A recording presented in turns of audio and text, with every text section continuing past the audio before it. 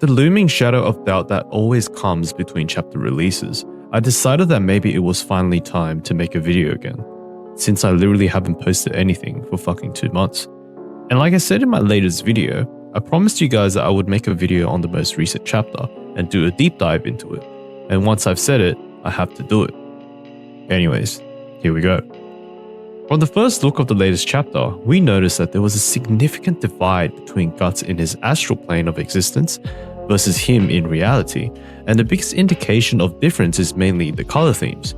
Now, yes, before you mention it, I have definitely colored these pages to make this point more obvious, but it is still very apparent enough that there is a shifting difference between the color schemes of both. This really speaks to me in regards to the concept of Jungian psychology, where Jung himself generally likes to discuss the importance of consciously accepting both the darker and lighter sides of one's soul and/or spirit, which is very visually obvious during this segment in this chapter. And I believe that Guts is portrayed in this particular manner to emphasize the mental war that Guts is currently under. If we go back to a few chapters ago, we noticed that Guts was finally overwhelmed by his being of darkness, as he struggled to maintain his composure after his own defeat with Griffith and losing Casca again.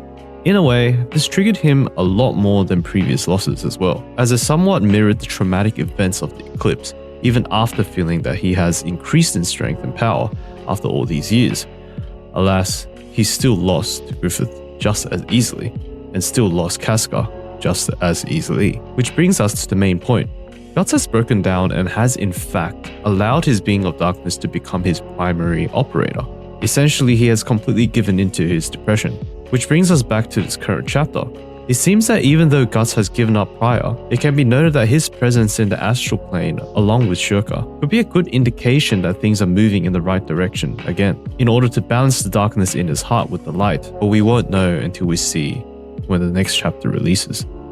Now, with the second half of the chapter, we are confronted with another new source of information. Things are finally proceeding with the storyline as we finally get confirmation that war is being declared against Griffith. This is a monumentous moment for us, the fans, as we have been dying to see Guts exact revenge on Griffith, and this is for certain the first step towards this sentiment. Hopefully, it won't be long for us to bear witness to Guts exacting revenge on Griffith for the pain and suffering he has caused to all our favorite characters. But again, this is still just hopium. We may not see this happen for at least a couple of years, as these chapters are coming out so fucking slowly. Nevertheless, it is very important to note that this upcoming war will be the first time where we will see magical beings fighting with Guts instead of against. We have all the remnant witches from the previous arc as well as Diversmen, which will definitely play an interesting role in how the war will turn out, as Griffith himself has an entire army of demons. And this is further confirmed when Silat states that Griffith only wiped out the Elf Island due to his fear of their magic, proving that these magical creatures fighting along Guts may very well be the perfect kryptonite to Griffith's demonic powers.